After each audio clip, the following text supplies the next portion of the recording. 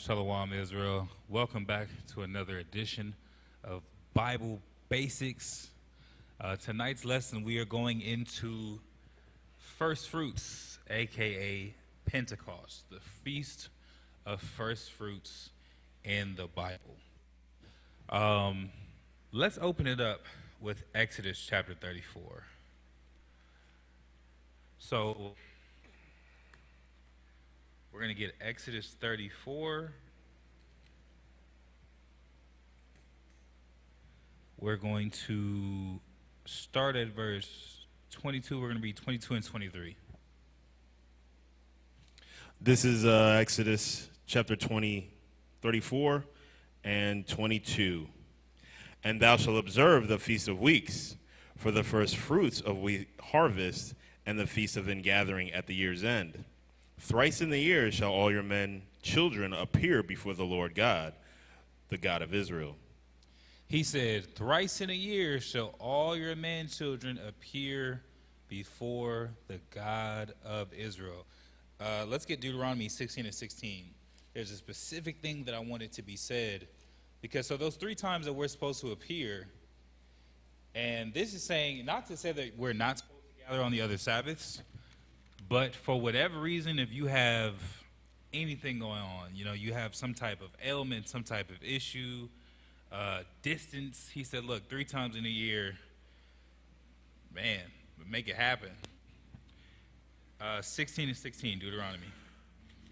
3 times in a year shall all thy males appear before the Lord thy God in the place where he shall choose. In the Feast of Unleavened Bread, in the Feast of Weeks, which is Pentecost, a.k.a. the Feast of Weeks, a.k.a. First Fruits, go ahead. And in the Feast of Tabernacles. And the Feast of Tabernacles, go ahead. And they shall not appear before the Lord empty. And he says, don't appear before the Lord empty. The Most High doesn't like when we appear before him with nothing to offer. Let's go to Leviticus chapter 23. So this is one of the big 3, where all of the men of Israel have to present themselves. And he said, when you come, don't come empty-handed. Have something to offer. Leviticus 23, we're going to start at verse 14, and we're going to go all the way. Actually, we're going to start at verse 9. Actually, we are going to start at verse 5. This is Leviticus chapter 23 and verse 5. In the 14th day of the first month at even is the Lord's Passover. And on the 15th day of the same month is the feast of unleavened bread unto the Lord. 7 days ye must eat unleavened bread. Go ahead. In the first day ye shall have a holy conversation. Ye shall do no... Ye shall have an holy convocation. Ye shall do no servile work therein. So this is talking about Passover, right? And it makes sense while we're reading this because first fruits is actually very contingent. Is that contingent upon Passover? It's very dependent, I should say, upon Passover, right? So we know that Passover, first month, 14th day at even. It's a 7-day feast. Go ahead. Verse 8. But ye shall offer an offering made by fire unto the Lord 7 days. In the 7th day is an holy convocation. Ye shall do no servile work therein. So when we keep Passover nowadays, right, we are not making, or rather, when we even when we keep any of our feasts outside of the literal Passover lamb that is a required component to keep this feast particularly, all the other sacrifices that have or that were ordained to be made for feast days were part of the sacrificial law, right? So there were sacrifices for sin, there were peace offerings, there were free will offerings. There was all these different offerings that were made, and at this time they weren't just offering a Passover lamb that first night. They were offering one for 7 days. They were offering offerings made by fire. It's very important, right? Read it on. Verse 9, and the Lord spake unto Moses, saying, Speak unto the children of Israel, and say unto them, When ye be come into the land which I gave unto you, and shall reap the harvest thereof, then ye shall bring a sheaf of the first fruits of your harvest unto the priest. And he shall wave the sheaf before the Lord to be accepted for you. In the morrow after the Sabbath, the priest shall wave it. So that's why it's important. So you already had 7 days that you were offering unto the Most High for Passover. When Passover ended, that following Sabbath, the day after that Sabbath, because he says in verse 11, on the morrow after the Sabbath, that's when you're going to wave it. That's when you start your calculation for Pentecost. Penta meaning 50. Go ahead. Verse 12.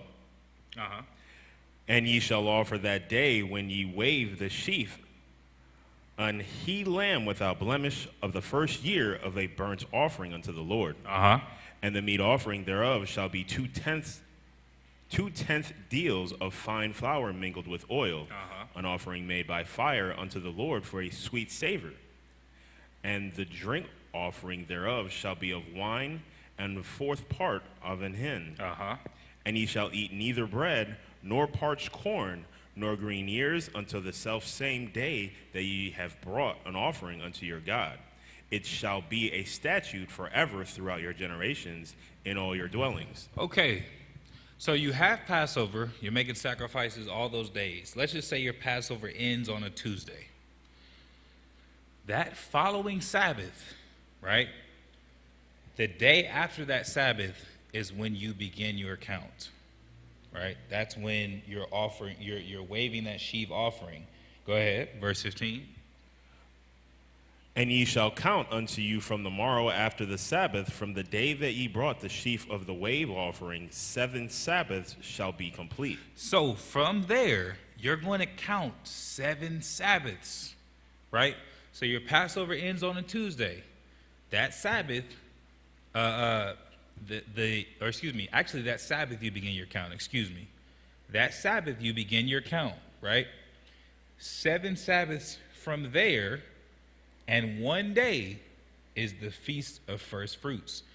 Go ahead. Even unto the morrow after the 7th Sabbath shall ye number 50 days, and ye shall offer a new meat offering unto the Lord. So he said, even unto the morrow, after the seventh Sabbath. So Passover ends on Tuesday. That 7-day Sabbath, as we call Saturday, that week. My test. Saturday that week, right? You start counting 7 Sabbaths from that point. And 7 Sabbaths and 1 day. 7 times 7 is 49, plus 1 is 50, right? That's where you get the word Pentecost. Penta simply means 50. You're numbering 50 days. So if you're doing your calculations trying to understand the calendar, not only should you have 7 Sabbaths in 1 day, you should be able to count a physical 50 days, right? That's what, 7 squared plus 1? Yeah, 7 squared plus 1. Con. Let me see if I need the rest of this.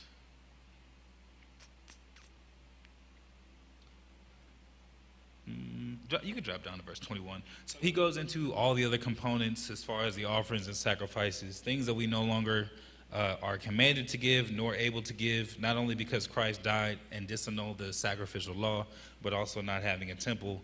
These things are not relevant as they were at the time of this writing. Go ahead. Verse 21, and ye shall proclaim on the selfsame day that it may be an holy convocation unto you. Ye shall do no servile work therein. It shall be a statute forever in all your dwellings throughout your generations. So the only stipulation for this Sabbath, because a lot of times people ask, oh, can we cook? Can we do this? Can we do that? He said, you're not to do any servile work. It's a holy and solemn day. So we're not working, we're not buying and selling. It's a Sabbath, it's a rest. And we're not, particularly the type of work that we're not allowed to do is servile, right?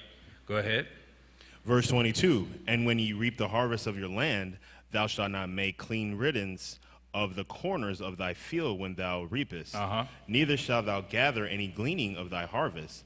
Thou shalt leave them in unto the poor and to the stranger. I am the Lord your God. And this is actually even where you get the law of gleaning, where you leave something that remains, is from the offerings that we would be taking to the Most High. So, understanding this, giving first fruits to the Most High wasn't an uncommon thing. Let's go over to Deuteronomy 26. This wasn't some, foreign thing that we only see here. It was quite often that we were offering our firstlings, the fresh and the best to the Most High. We're going to start at 26 and 1 and 2. This is Deuteronomy chapter 26 and verse 1. And it shall be when thou art come into the land which the Lord thy God giveth thee for an inheritance, and possessed it, and dwellest therein, that thou shalt take of the first of all of the fruit of the earth, which thou shalt bring of thy land, that the Lord thy God giveth thee, and shall put it in a basket, and shall go unto the place which the Lord thy God shall choose to place his name there. He said, take of the first of the fruit of the earth in the land that the Most High has given you. So that was the whole thing. Sacrifice the first. And it's funny because, and this is like a little relatability in real life, how a lot of times, let's just say you had a bag of chips, right? And as soon as you crack it open, I'm like, hey, let me get a chip. Hey, you can't.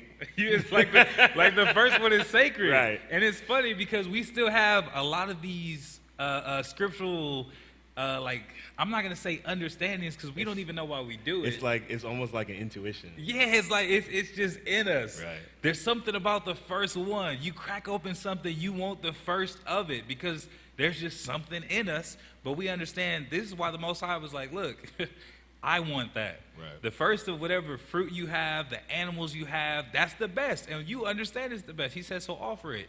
The Most High is the one who gave it to us in the first place. He said, give that offering to me.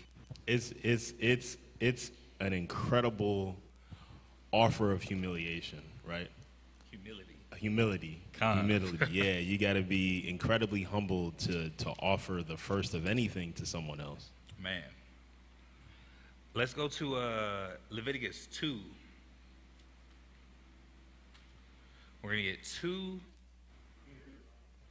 Mic test. Leviticus chapter 2, and let's get verse 12. This is Leviticus 2 and 12. And as for the oblation of the first fruits, you shall offer them unto the Lord, but they shall not be burnt on the altar for a sweet Savior. So right above that, he's talking about the sacrifices. He says nothing with, it's not to be made with leaven. He's just talking about the various different sacrifices, but he says, the oblation of the first fruits, which you shall offer, them you don't burn. When you had those crops, he didn't want to burn the crops. But again, the first fruits. Let's get Genesis chapter 4.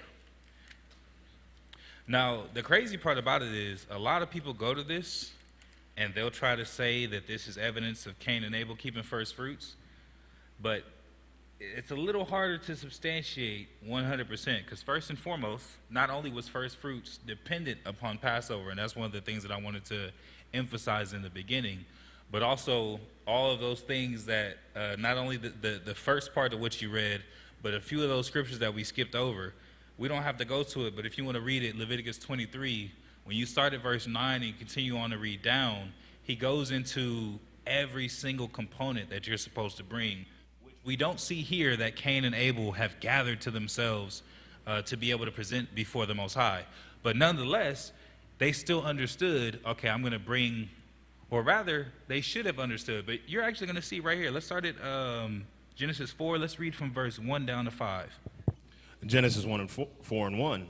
And Adam knew Eve, his wife, and she conceived and bare Cain, and said, I have gotten a man from the Lord.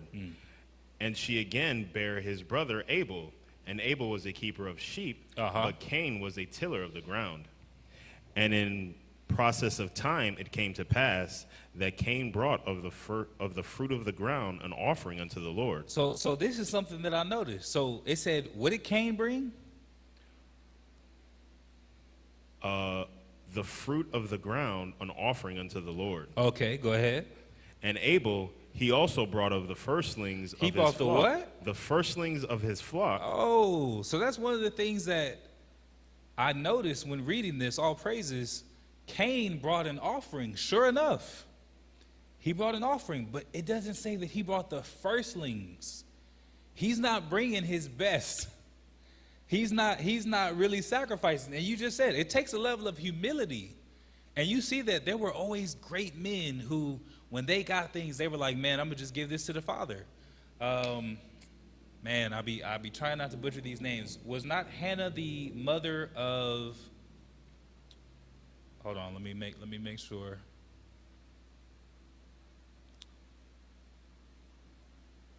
Matter of fact, yeah, get that for me. Man, I remember stories and I always twist names. If I'm not mistaken, Hannah she was the mother of a prophet. Just give me the name because I don't even want to say what I think it is. But you see where there were sisters who were, Samuel the prophet's mother, for example. I'm not even gonna get the mother. Forgive me, our foremothers. I'm having a brain fart. Samuel. No, it was Hannah who was his mother. Right. Oh, okay, all right, all praises. So Hannah was actually struggling with her fertility, right? And when she finally said, okay, you know what, Father, if you give me a son, I'm giving him back. Yep. Boom. So that was the whole thing. You see a lot of time. King David, he was thirsty.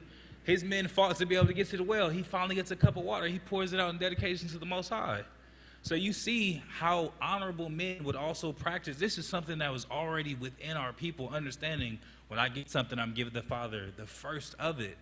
Because, man, not only does it take a level of humility and a level of sacrifice, but it's also a level of reverence. Hannah been waiting for a child for how many years, hoping to be able to have a child. She's like, but you know what? I'm not going to sit up here and have him at home and enjoy him to the extent that you would ideally want to. You want your children to be up under you. You want to be able to raise them and see their every moment. She said, Father, if you give me a child, I'm giving him back. You want to, we can read that. Which one do you have? 1 Samuel. Come on, go ahead and read it. This is 1 Samuel chapter 1 and verse 20. Wherefore it came to pass, when the time was come about after Hannah had conceived, that she bare a son and called his name Samuel, saying, because I have asked him of the Lord. And the man Elkanah and all his house went up to offer unto the Lord the yearly sacrifice and his vows. But Hannah went not up, for she said unto her husband, I will not go up until the child be weaned, and then I will bring him, and that he may appear before the Lord, and there abide forever. Ooh.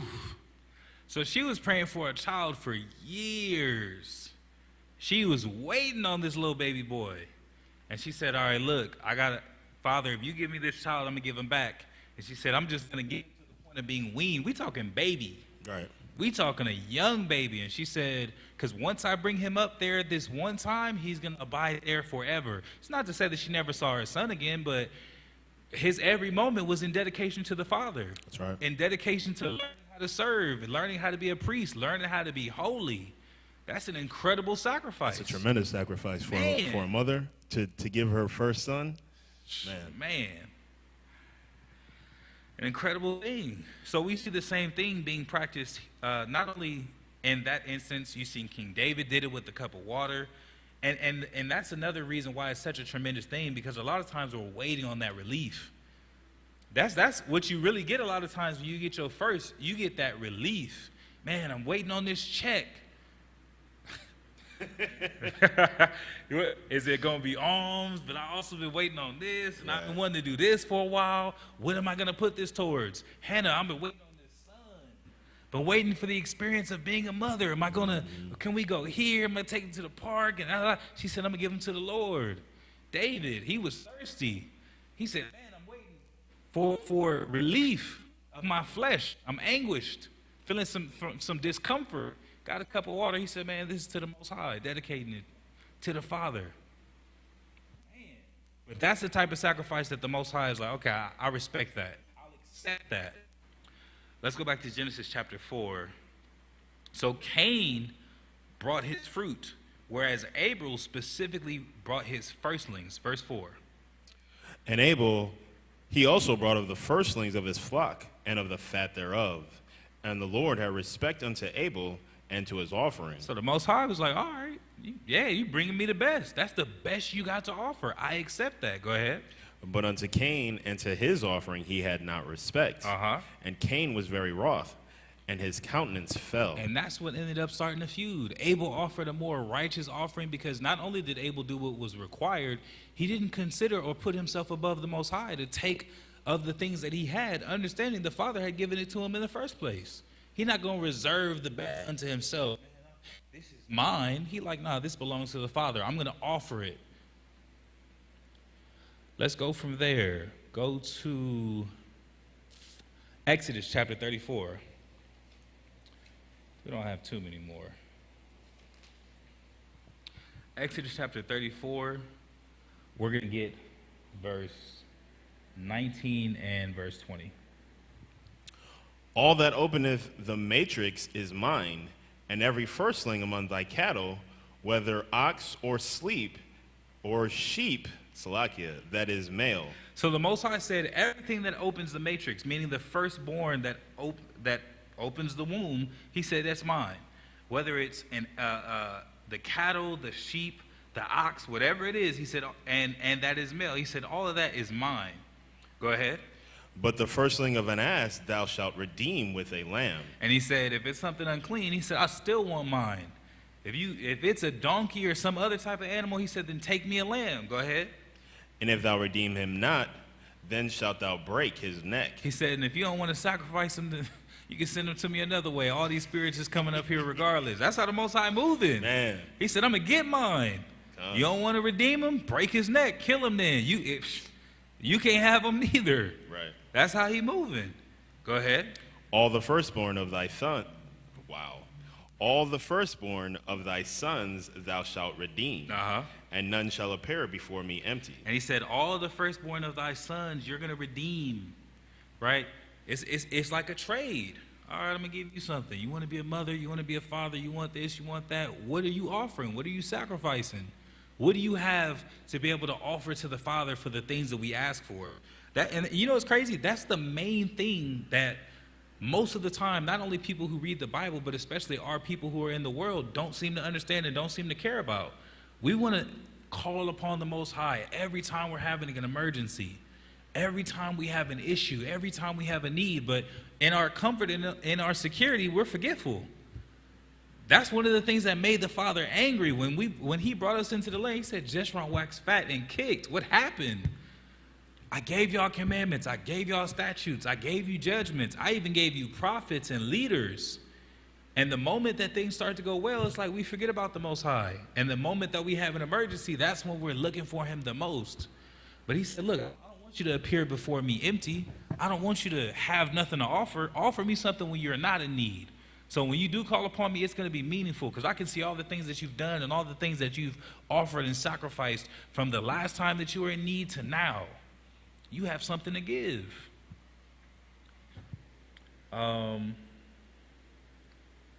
Let's go to Numbers chapter 8. Numbers chapter 8, we're going to start at verse 14 through 18. And I think this is an important thing, because I also want to get into some of the spiritual aspects. Nowadays, we're not really offering animals and, matter of fact, I'm going to hold that because we're going to get into it. 8 and 14 through 18. This is Numbers chapter 8 and verse 8. No, 14. Verse 14. Thus shalt thou separate the Levites from among the children of Israel, and the Levites shall be mine. And after that shall the Levites go in to do the service of the tabernacle of the congregation. And thou shalt cleanse them and offer them for an offering. And for they are wholly given unto me from among the children of Israel. Instead of such as open every womb, even instead of the firstborn of all the children of Israel, have I taken them unto me. So first and foremost, it was like, man, thank your local Levite. Right. Because the reality is, the Most High said, look, first and foremost, he was like, I want the firstlings of your animals, and when you have children, you have to redeem them. Basically, what do you have to exchange? But instead, he says, you know what? Instead of taking all of the firstborn, because it would have been, had there not been a Levitical priesthood, if you were the firstborn of your family, you was going to be a priest. You was going to go to the service. Whoever it was that was that first, mic test. Whoever it was that was that firstborn male of the family, you were going to go do the service. And the Levites served from the ages of 20 to 50, 30 years of service and dedication in the temple. 30 years of not slacking. Can't be unclean at the wrong times. Got to purify yourself properly. Can't slip up and, oh man, you couldn't have one of them instances. Couldn't do anything to be able to compromise the temple, because that can get you put to death. And without a priest, that can get a whole lot of people put to death.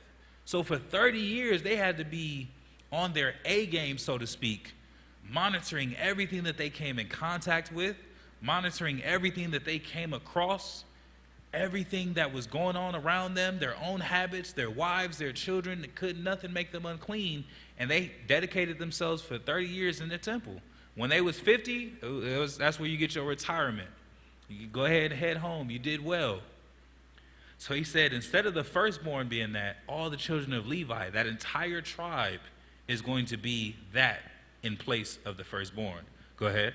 Verse 17, for all the firstborn of the children of Israel are mine, both man and beast. On the day that I smote every firstborn in the land of Egypt, I sanctified them for myself. And he said the reason why he wants the firstborn specifically was because in Egypt, he performed a miracle. So the Most High, he like, all right, it's transactional. I did something for you. What do you have? I smote the firstborn of all your enemies. Mic test. I smote the firstborn of all your enemies. He said when they were coming up against you trying to cross the Red Sea, after I gave you safe passage, not even that, before we actually left, the death of the firstborn, he said, when I performed that miracle, I wanted something. So every firstborn, whether it's animal or human, Israelite, he said, that's mine. But instead of even doing that, he went a step further and said, you know what, don't worry about it. Just give me the tribe of Levi. And they don't even have to be in that service their whole lives. They got 30 years. Mind you, 30 years of being in the temple, being in the best place to be for an Israelite righteously, And as far as righteousness is concerned, doing the most substantial thing that you could be doing as an Israelite, and you take care of, your family's taken care of. You live off the tithes of the people. You just have to perform the service of the Father. That was what was required. He said, I'm going to take them instead of everyone or one of every one of y'all's family. Go ahead. Verse 18, and I have taken the Levites for all the firstborn of the children of Israel. Khan. He said, I've taken the Levites instead. Let's jump over to Romans. So we see a lot of aspects of sacrifice, Levitical priesthood, literal sacrificial law, animals, rams, bullocks, sheep. But now it's a little less tangible, so to speak, right? It's a little less a physical thing in the way that we've been able to see it. Can I get another mic out? Can I get another mic? You want a nice,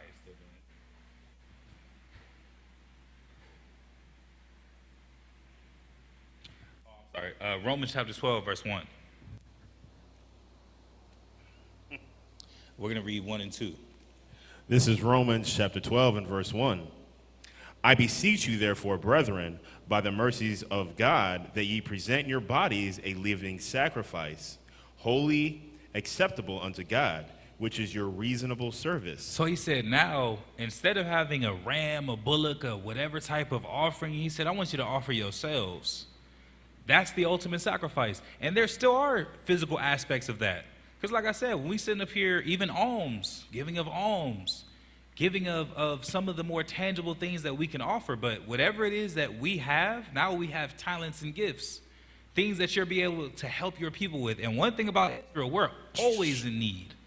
We're people that you can never help enough, so to speak. Our people always have needs. There's always someone who needs something.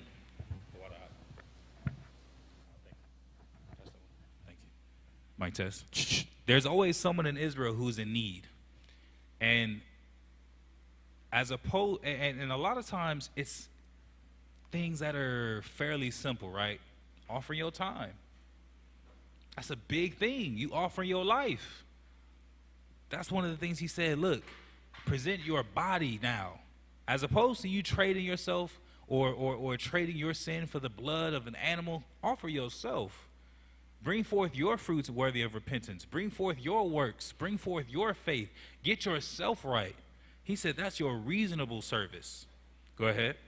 Verse 2, and be not conformed to this world, but be ye transformed by the renewing of your mind, that ye may prove what is that good and acceptable and perfect will of God. And he said, don't be conformed to this world, but be transformed. You know why? As a matter of fact, give verse 3. For I say, through the grace given unto me, to every man that is among you, not to think of himself more highly than he ought to think, but to think soberly, according as God hath dealt to every man the measure of faith. So reading all of this together, and he even continues on, but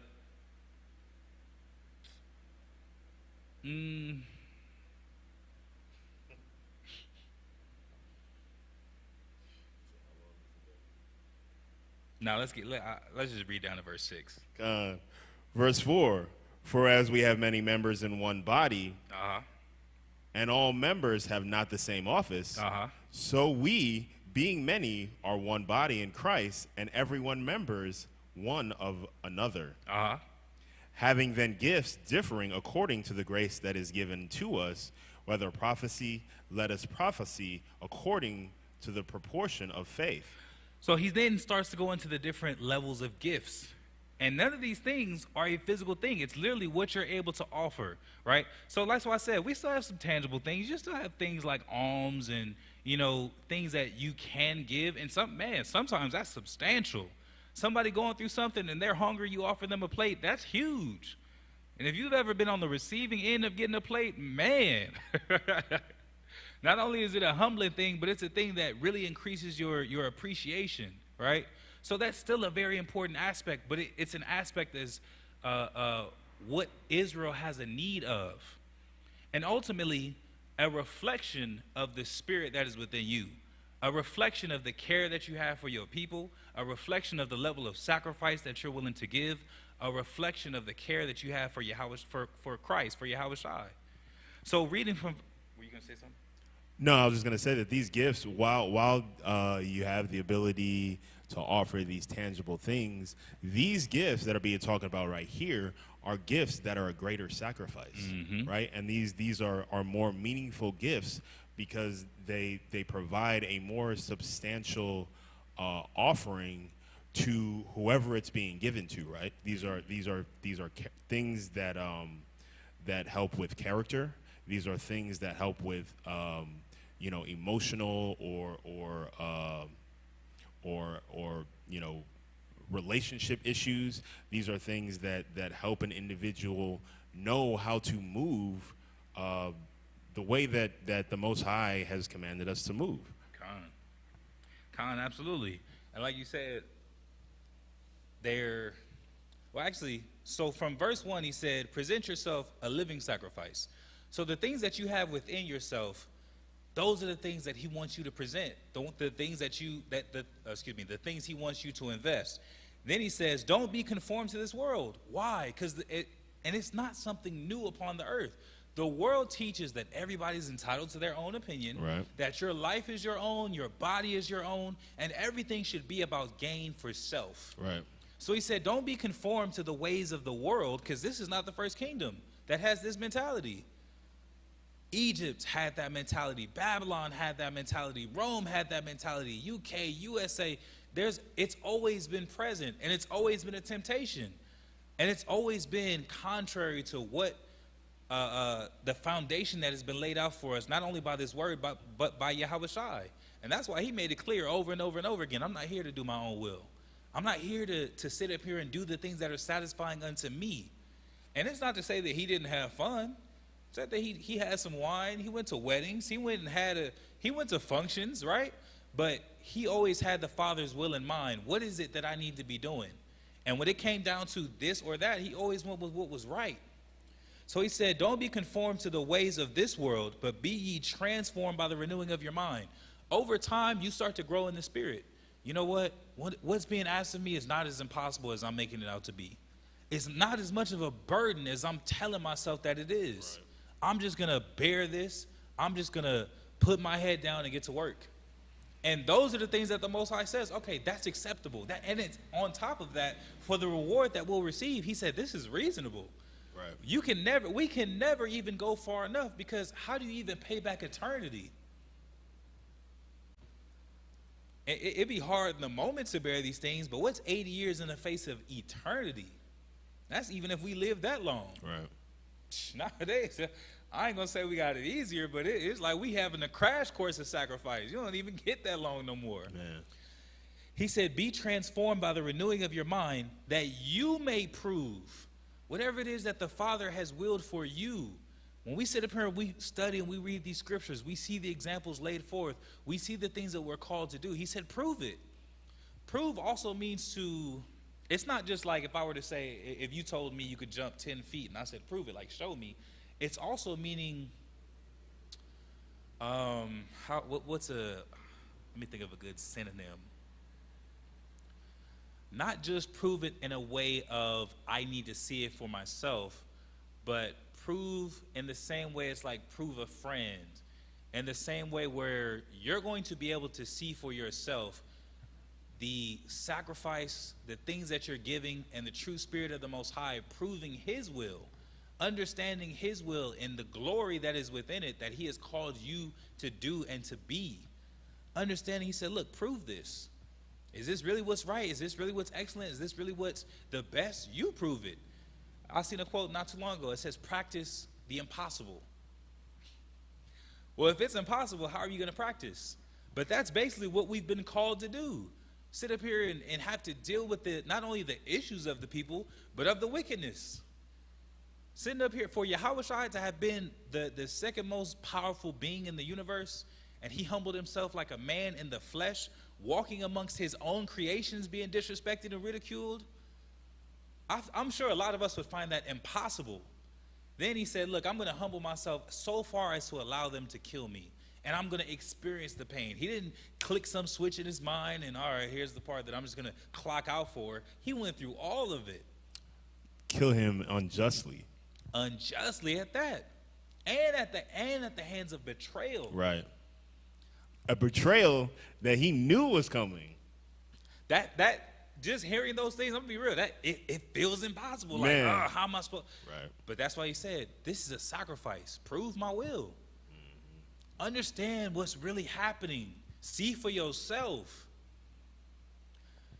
Then he said, he said, through the grace given unto me, every man not to think of himself than more than what he is. Because I think a lot of times we be like, man, I just can't do this. He said, don't think of yourself more than what you are. If Yahweh Shai went through it, if we're not at that point, we just understand we have a lot of growing to do. It's not a we can't thing. It's a not yet thing. We just have to continue to pray and grow in the spirit and feed our spirits so that we can get to that point. He said, don't think of yourself more than what you are. Because ultimately, we're just dirt. We pass away. We die instantly in the eyes of the Father. He said it's like a vapor that passes away. You ever seen somebody smoke a cigarette? They breathe that smoke out and it's gone. Quick. It's a quick thing. That's how he sees our lives. He said, don't think of yourself as more than what you are. Then he says, for as many members in one body, all members have not the same office. So that's manifold, right? Not only understanding that we're going to have to offer a sacrifice, but a lot of times in Israel, and I said this before, everybody wants to be the guy. Everybody wants the most honorable office, you know what's crazy? People don't even want the most honorable office. They want the most honorable title. That's what Israel seeks. We want the things that look good. We want the things that are glorious. But it's crazy because I see a lot of people saying, man, I want to be like Yahweh Shai when it comes to his rulership, when it comes to his throne, when it comes to every knee shall bow at his name. But I don't see nobody saying, man, I want to be crucified outside of Paul. Right. I don't be seeing a lot of Israel proclaiming that. Man, I want to get beaten. I want to carry this cross. And I keep coming across more information that gives insight as to what it was that he experienced. There was some, and it's crazy because it's a lot of these other nations be having faith and like dive into the scriptures more than I see Israel, especially in the world. Oftentimes, it was these two Edomites, and they said, okay, well, a Roman crucifix would have weighed about 140, 160 pounds, and he was like, Christ was condemned here, and then he walked this far to be crucified. So today I'm going to challenge myself to carry this 140 pounds or 160 pounds, whatever distance. And it was I think less than a mile. And he stopped a bunch of times. And he was a bodybuilder. Like, he wasn't just no Joe Schmo hopping off the couch like, let me just try this. He was a bodybuilder, and he was like, oh my God, my shoulders are on fire, my back's on fire, my hands are cramping. And I was like, damn. Another scientist, or not even a scientist, he was some kind of scientist. I don't know if he was a historian, but he was in a literal lab as he's being interviewed. And he literally talks about how because Christ was pierced in his hands and his feet, when he breathed in, it would have put an immense pain on his hand. Or no, when he breathed in, it would have put all the weight on his feet. And when he breathed out, it would have put all the weight on his hands. And I was like, damn. Yeah, I've heard that. But mind you, it's not like he's just hanging on to some chain. He's literally pierced through the hand. He offered himself. That's why he said, brother, don't think of yourself as more than what you are, first and foremost, because it's a lot that comes with them offices. Christ is being glorified for a reason. What he went through, what he experienced, he deserves every bit of glory that he's getting, all praises, because he went through every single thing that he was supposed to a T. And even in the moment of his death, with his last breath, said, forgive them, Father, for they know not what they do. Still asking for mercy for the people as he's being killed by them.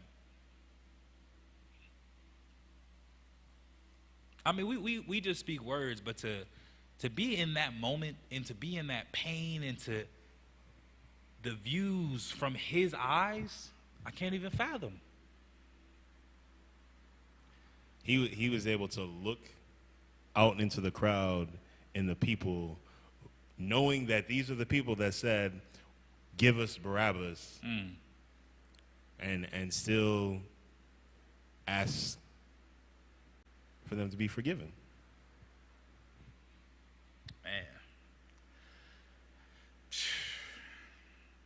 He said, "Not we're offering ourselves as a sacrifice." And he said, "Don't think of yourself as more than what you are. Play your role." Right. I'm sure in the moment that was a very painful, terrible experience. But look at the office that he holds. Whereas some of us, we have different members, we have different offices, different titles and things. And there's always something that we're able to offer, because like I said, Israel is always in need. There's need for writers. There's need for poets. There's need for singers and musicians. There's need for prophets. There's need for counselors, big time. Israel is always in need of counsel, because a lot of times, well, we be quick to follow somebody that's just boasting themselves. And you know what's crazy? And I'm about to continue on after this, but it sparked a lot that was in my mind. I wanted to read this because I was reading this right before I got here. It says, hold on, let me not read that part. Let me read from below the line. It says, wanting positive experience is a negative experience. I was like, what? Accepting negative experience is a positive experience. It says, it's what the philosopher Alan Watts used to refer to as the backwards law. The idea that the more you pursue feeling better all the time, the less satisfied you become, as pursuing something only reinforces the fact that you lack it in the first place. People who always chase good times end up feeling the most unhappy, prioritizing themselves. It says, the more you desperately want to be rich, the more poor and unworthy you feel, regardless of how much money you actually make. The more you desperately want to be sexy and desired, the uglier you come to see yourself, regardless of your actual physical appearance. The more you desperately want to be happy and loved, the lonelier and more afraid you become, regardless of those who surround you. The more you want to be spiritually enlightened, the more self-centered and shallow you become in trying to get there. And that last part is what stood out. Because boy, will Israel sit up here and testify about some spiritual enlightenment. Everybody is having a revelation.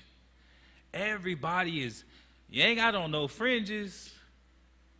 You got a goatee, but you got a revelation. And the people will follow. But then you have brothers who are really sacrificing themselves, who move in true humility, that only will even speak of their works just to be like, man, like I got to say something because I need y'all to understand I'm really doing this. And people are like, Because you see how many works Paul did. And they was like, Paul, look what they saying against you. They saying you teaching against Moses. He said, all right, let me just prove to the people I'll do the vow of the Nazirite. Show them that I'm clearly following some Mosaic law so that they can understand, no, I'm really doing this. But look at all the other leaders. Look at the alchemists and the Jasons. They didn't have no problem getting people to follow. It's crazy. It's a whole lot of offices. Not all of them are equal, but all of them are needful. Let's go from there. Let's go to Galatians. Chapter 5. We're going to get them fruits of the Spirit as well. These are the things that he wants us to bring forth. We're going to start at verse 16, or we're going to read down to 24. This is Galatians chapter 5 and verse 16. This I say then, walk in the Spirit, and ye shall not fulfill the lust of the flesh. Go ahead. For the flesh lusteth against the Spirit, and the Spirit against the flesh. And these are contrary the one to the other, so that ye cannot do the things that ye would. He said you got to pick. If you walk in the Spirit, you're going to constantly find yourself having to sacrifice and give more and let go. And it's a real spiritual thing, because it's all about, it's like a deeper connection and meaning that you find when you're not constantly chasing. Whereas the flesh, it's all about excess. And it's crazy how many times we sit up here and we watch interviews of people who have all the money in the world and end up being so miserable, and yet we're all still so convinced that we want this rich and fame. So many people still buying into this idea of the ultimate satisfaction. He said the flesh and the spirit, they war against one another, and they're contrary to one another. Go ahead. Verse 18, but if you be led of the Spirit, you're not under the law. Talking about the law of sacrifice. Plenty of lessons up, but you can read Hebrews chapter 9 and verse 10. Chapter 9 and chapter 10. Go ahead. 19, now the works of the flesh are manifest, which are these: adultery, fornication, uncleanness, lasciviousness, idolatry, witchcraft, hatred, variance, emulations, wrath, strife, seditions, heresies, envyings, murders, drunkenness, revelings, and such like, of the which I tell you before, as I have also told you in time past, that they which do such things shall not inherit the kingdom of God. So just to tie some of that together, not only are these things actual wickedness, but these were the things our people were committing under the sacrificial law. Because, the whole understanding was supposed to be, and it should have been like a mind-blowing, eye-opening moment. As you literally see this lamb, this bullock, laying on its side, gargling and taking its last breath, you should have understood, oh my God, that should be me. Like, that should be a mind-blowing thing. Like, oh my God, I should be dead because I have done these things. I've walked in the manners of the flesh. But instead, you got to offer this animal. Talk about mercy. But you know what our people ended up doing? We made it transactional. Only willing to, or not only willing to, but willing to sin and do wickedly. All of these things that he talks about: adultery, fornication, uncleanliness, lasciviousness, idolatry, witchcraft, hatred, variance, emulation, seditions, heresies, wrath, strife, all of these things, and then just keep offering. Just offer another animal. Oh, you're an adulterer, just offer another animal. You're a fornicator, just offer another animal. You're a murderer, just offer another lamb. He said, man, but all of these people who do these things and don't repent, they can't inherit the kingdom of God. He said, go ahead. No, you got it. So he said, you can't sit up here and do these things under this law and expect to be welcome into the kingdom of heaven. It's crazy, right? Because thinking about it nowadays, right, to take the life of an animal, let's say even a chicken, right? 90% of the people walking around right now don't have that whatever it takes to actually go out and do that, right? And not only were they able to do it back then, but they did it so much that they become numb to taking actual life. Right? The taking of a life is such a powerful and moving thing that it should be a thing where if you're doing it as a sacrifice, as a penance for what you've done, that you have to take an innocent life, it should be a thing that you never want to do again. Man, it's a good point. It's a good point. He said, all of these sinners, all of these who commit these sins without repentance, he said they cannot come into the kingdom of God. Go ahead. But the fruit of the Spirit is love, Uh-huh. joy, peace, long-suffering, gentleness, goodness, faith, meekness, temperance. Against such there is no law. And you see what these things are? Not only are they offerings, these are things that people are always in need of. People are always in need of love. People always need to be embraced, to feel accepted, to feel welcome. And that's why he said, become like a little child, because children don't have them barriers. They don't have the whole, like, this is who I want to let in, this is who I don't want to let in, shalom. These are, he said, joy. Man, children, they be happy, excited over every little thing. You going to the park? Yay. We going outside? Yay. They're happy because they're just living life and experiencing things from a very, though childlike, very simple perspective. Peace. Children offer peace. They're not looking for no upper hand. They're not looking for no advantage. They just like, all right, you know what? Let's just get over this so we can get back to playing. Right. Okay. Long suffering, patience. They're not holding grudges. They're not holding on to things. They're not keeping score. They think a little differently. But also, he said, these are the fruits of the Spirit that we as adults, as the children of Israel, he wants us to find. Because these are also sacrifices. You got to choose to love. You have to choose to be joyful. You have to choose to be at peace. You ever heard the saying, they said, when you allow someone to make you feel inferior, it's only with your consent? Right. When you allow someone to frustrate you, it's only with your consent. Long suffering, you got to, now that's a big sacrifice. And a lot of times our people do not want to be long suffering. Somebody offends, somebody do something small. It's like, man, get it. You know how many times I've seen people try to throw people away and they end up being much greater than the person that was accusing? I'm talking about in the spirit. I'm not talking about no money. I'm not talking about no man, he got on $1 million. I'm talking about the person that's throwing the accusation may not even be in the truth, whereas the person that the stones are being cast at has risen and is shining in the light of the Father. He said, be patient, because you never know what someone's story is going to look like until the end. That's why he said, call no man blessed before his death. And the flip side, you don't necessarily want to call somebody cursed. Not until you know what or you see something in this Bible that justifies the judgment. He said, gentleness, another sacrifice. Goodness, faith. Meekness, to be humble. Because all of these things, not only are they sacrifices, they're not just automatic. No, you got to practice these things. You got to practice them. And every time you feel yourself getting ready to deviate, you have to bring yourself back. Right. All of these things require a discipline. As much as these things seem simple and straightforward, they require a discipline. It's a commitment to being disciplined. Mm-hmm. Gentleness, goodness, faith, meekness, temperance. I'm going to get that definition.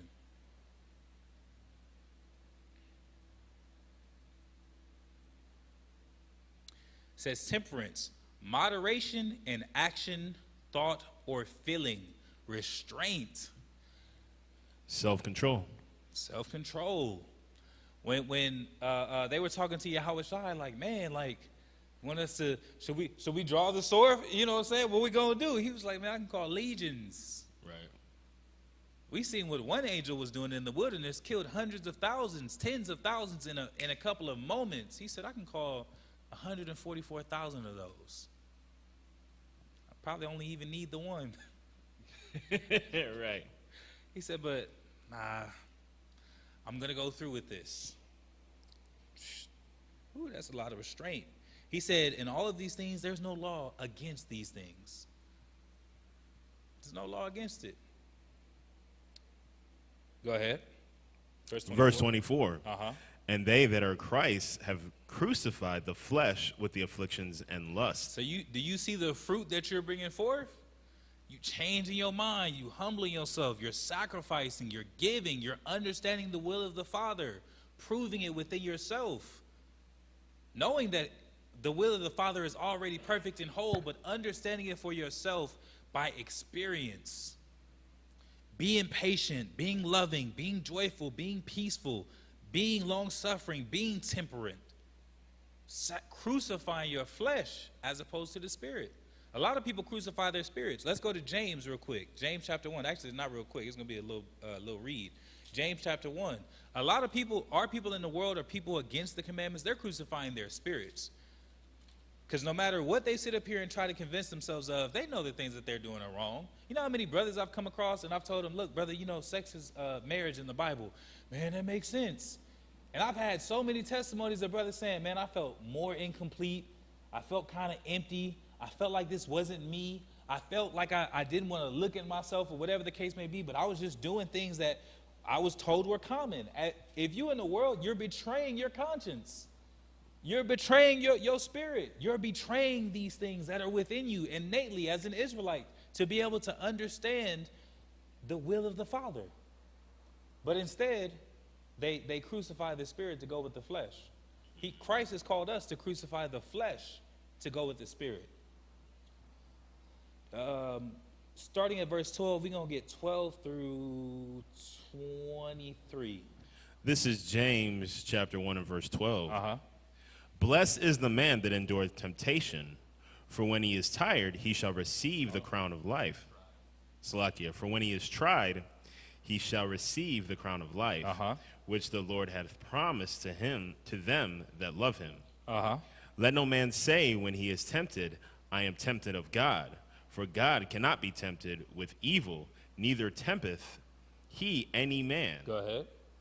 But every man is tempted when he is drawn away of his own lust and enticed. So he said, first and foremost, the man who endures temptation, he's blessed. Because temptation can come in a lot of forms. Sometimes it could be, in this particular instance, he's talking about lust. But temptation can be anything that you desire. But people, well, I'll be trying to convey the things that, the concepts, but I also don't want to go too far into something that may not. What I'll say is this. Not only is it enduring the temptation of your own lust, it's also enduring the tribulation that is going to come to you from enduring the temptation of your own lust. It's extremely uncomfortable resisting all of the desires of your own flesh. Resisting the sexual desires, the lustful desires. You lust for power, you lust for fame, you lust for women, you lust for men, you lust for money, whatever it is. He said, you're blessed when you endure that temptation because you will receive a crown. That's what's coming to the man that resists and endureth the temptation that's befallen him. He said, but then don't sit up here and say when you go through that temptation that it's of the Most High. That's what a lot of people try to do. It's a dangerous game to confuse our will and the Father's will and to make them one. It's a lot of people out here speaking on behalf of the Most High. It's a whole lot of people deceived by their own vain opinions because the lust in their own hearts has deceived them to a point where they want to even talk about it and speak openly. And it's wild how those that are within sin, they never want to just do it alone. It's always about who they can draw after. Always about who they can get to follow and who else they can take down. He said, don't sit up here and say that was the Most High. But every man, when he's tempted, is drawn after his own lusts. And that's why you have different things that cause different people to fall, because not everybody desires the same thing. What may be, a struggle and an affliction of the mind and anguish of the heart might be just another Tuesday for another man. Right. It is what it is. You drawn after your own lust. Whatever it is that you desire, those are the things that are going to be real temptations. If you're not a thief, somebody leaves $100, it's nothing to give it back to them. If you're not a fornicator, you're not going to get yourself caught up in them situations. But now if you're struggling with lust and you're struggling with kleptomania, with that spirit, these things is, you got to figure it out. Go ahead. Verse 15. Then when lust have conceived, it bringeth forth sin. So you have a lust first. He's actually giving you the steps of how it happens. First, you just have a desire, lust. Then when that lust actually, like a child is conceived, it actually plants itself within the heart and the mind of a man. Then it brings forth sin. Now he's thinking, man, I got to have it. I want it. I'm going to do it. Go ahead. And sin, when it is finished, bringeth forth death. So the cycle of sin begins, and through that sin, you just shorten your lifespan. That's all it is. Go ahead. Do not err, my beloved brethren. He said, don't fall. Go ahead. Every good gift and every perfect gift is from above, and cometh down from the Father of lights, with whom is no variableness, neither shadow of turning. Go ahead. Of his own will begot he us with the word of truth, that we should be a kind of first fruits of his creatures. He said every good gift, every good thing, it's coming from the Father. There is no variableness. So he's saying, just like he said, he gave no man license to sin. So those that were tempted with pork, when it came down to their lives, it wasn't like, all right, you fail, you got tempted, but he's like, nah, I want you to go through this. Endure that temptation. I want you to go as far. He said, fight for the truth unto death, and he will defend you. He said, there's not no variableness with the Father. It is what it is, and however much you decide that you're going to handle is however much you're actually going to accomplish of his will. But his will don't change. Then he says, and by doing all these things, of his own will, he begat with us the kind of truth that we should be a kind of first fruits of his creatures. So now we are the first fruits. We're the ones that are going to be able to be presented as new, as holy, as great. That's why Yahweh Shai says, to really walk in this truth so that he could present us as a bride. I want to be able to present you like, look, these are the ones I want to spend eternity with. The ones that are willing to put themselves aside, the ones that are willing to be loving, patient, temperate, the ones that are willing to crucify their own flesh, the ones that are willing to give their all, give their best.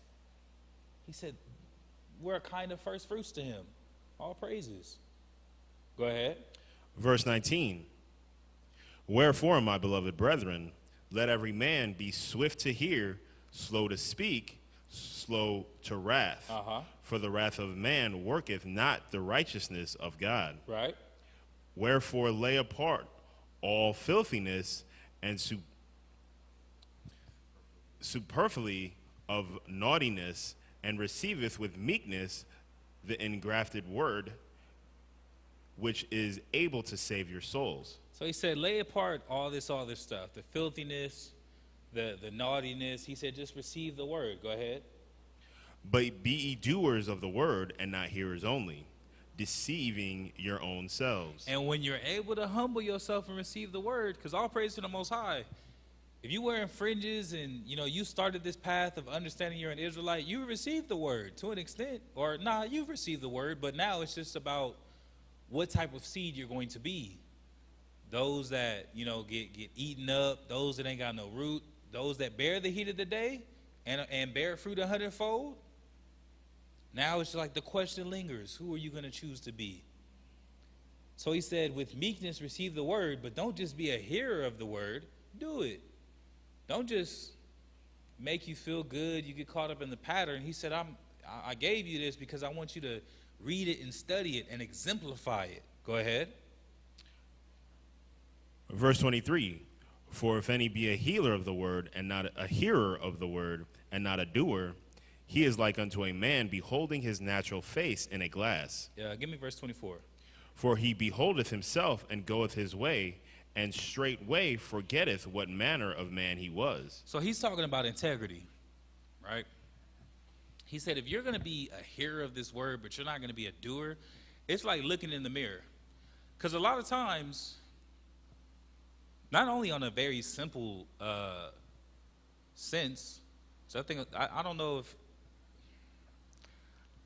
if it's some amazing thing when we look in the mirror all the time, but it's like when you are no longer looking in the mirror. How should I say this? Is it almost like we're reminded of what we look at when we actually behold ourselves? Do you ever get that feeling like you're kind of reminding yourself of what you look like? If you were to think of your own face right now, can you picture it in detail? No, that's a really good point. You know what I'm saying? Yeah, okay, so that was one of those things. I'm like, I'm trying to convey what I'm. Yeah. All right, all praises. Every time I look in the mirror, I'm like, oh, that's right. You know what I'm saying? Yeah. Okay, all praises. All right, you know what I'm saying? All right, we right here. All praises. So he said the same thing, that same thing that we experience when we look in the mirror and literally kind of remind ourselves what we look like is the same thing that you're doing if you sit up here and read this word and then you walk off and it's like you forgot. Right. The same way you forgot what you look like, you sitting up here, you walk off right after hearing the word, you walk off and you a completely different person. That Saturday, that Sabbath warrior coming in and in the moment and in the word on the Sabbath and wanting to practice and edify and feeling fired up, and by the time you left from Sabbath class, you might get into some dirt. He said that's a very foolish thing. What's the point? Why was this book preserved? Why was it written down? Why all these sacrifices? He said, if you just gonna sit up here and forget what you got the moment that you not looking in that mirror no more. Well, let me see if I've worked this out right. It's not even that you've forgotten. It's that you're more concerned with how you appear than actually being that thing, right? feel me? Absolutely. And that's another big thing. Because, boy, that's... And matter of fact, while we're talking about fruits, let's go to Matthew 6 real quick. Because I didn't quoted this scripture a number of times just recently, just, being amongst Israel. And it's crazy because all of these things, when we look at it from a spiritual aspect, these are all just reflections of spirit, of the spirit of the person.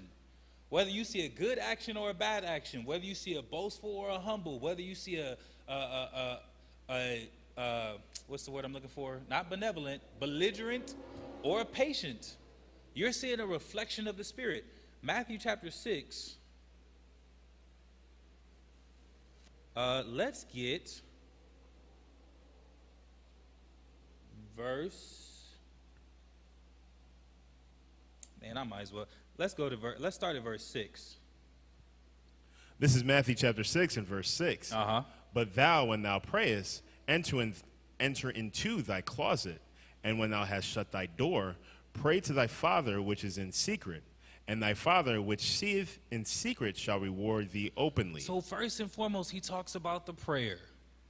It's a whole lot of Israel that want to be known and notified for these incredible prayers. This is wild, right? Because I got friends who were friends before I came into the truth, and know what this truth is about, and we're still in communication after I've been in the truth, right? And it's like I've impressed upon them to greater their spiritual walk, but not quite come into the truth, right? But one of the things that they'll do is shoot me Instagram posts of people praying. And I'm like, you don't realize or understand just how boastful this is. For sure. And how contrary this is to the word. Man. and to clarify, there's nothing wrong with prayer. Absolutely not. And there's nothing wrong if we prayed in a group, because you see that throughout the scriptures, where all the people would gather, right?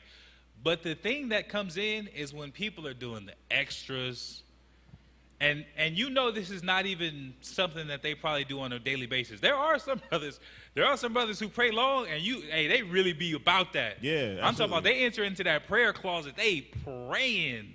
Like for real, I'm talking 15-minute prayers when they at home, and then they come into the public eye and they got to cut it back because they're like, oh yeah, I'm praying before the people type. All right, hey, but you already know the intent of the Spirit is not to be seen for that prayer. Absolutely. The reflection of the Spirit is there. But then when you got those that's just like, the other day, I prayed like 10 minutes. Right. I don't know, what you want me to clap? Right. Clap for what? You act like, first and foremost, I didn't hear the prayer. I wasn't there. I don't understand how this benefits me at all. But on top of that, what are you trying to impress me for? Who am I to you? All praises, you got some kind of respect for me that you feel like I'm some. But trust me when I say I'm nobody that you got to sit up here and try to sell yourself to impress. I'm not. I don't see my name in here. This is where the honor and the glory is. I don't know. I don't see me being written down as somebody that you got to try to sell yourself to. I'm not nobody. But you want to sit up here, but it's not about even me. It may not even be about the individual they're talking to. It's about their own ego. Right. Their own satisfaction of, I want to be seen. And let's be clear, right? Social media is what it is, right? Mm-hmm. It's about getting likes. It's about becoming even more popular. But at the same time, there's nothing wrong with social media. Mm-hmm. But to have a whole page dedicated to just your prayers, like who are you doing this for? Right. But you get seen. Drop down to verse 16. Moreover, when ye fast, be not as the hypocrites, for a sad countenance, for they disfigure their faces, that they may appear unto men to fast. Verily I say unto you, they have their reward. He said, you got what you was looking for. So when you fast, don't sit up here and be, Oh, what's wrong? You okay? Oh, man. You know, I'm just fasting. Man, this is wild. He said, you got your reward. Yeah. That's what I'm saying. Like, man, you can't believe you wasted that. What's the point? Yeah. Literally, all the accolades that you sitting up here desperately trying to get from men, that was your reward. You don't realize how much you throwing away your works. Every time you looking for a little, and I'm not saying there's anything wrong with being applauded, but it's nice to be complimented, to be valued. I love being valued. Oh yeah, appreciate that. I love the support. I thank you. But don't sit up here and cross over into the point of you want to show everybody everything that you're doing. He said you shall know them by the fruit that they bear. And if these are the fruits that you're bearing, he said you got your reward. That right there, you got it. You wanted to be seen, you got seen. Congratulations.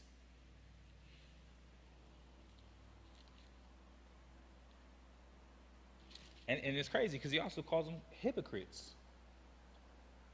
Drop down to, I think I skipped one. Where's alms in here? Oh, start at verse 1. Matthew 6:1. Uh-huh. Take heed that ye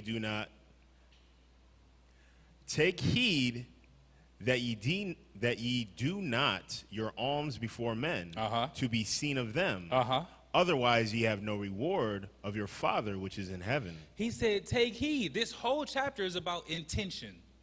What is your intention? Because that's a reflection of what's in your spirit.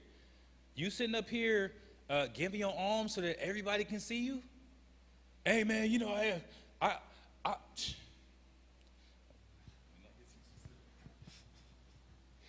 but it's just like, man, what's the point?